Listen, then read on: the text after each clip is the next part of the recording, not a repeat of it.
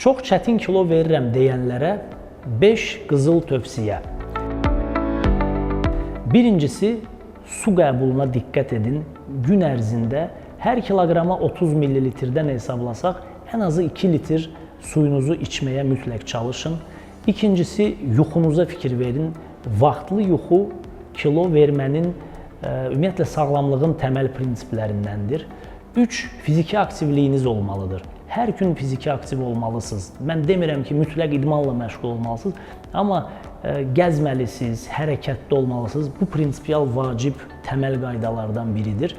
Dördüncü tövsiyə, rasionda zülal miqdarına diqqət edin. Əgər kilo vermirsinizsə, böyük ehtimal ki, yetərincə zülallı qida qəbul etmirsiniz. Zülal, protein, bu heyvan mənşəli qidalardır, bitki mənşəli zülallar var, qoz, fındıq, noxud, paxlallar və s.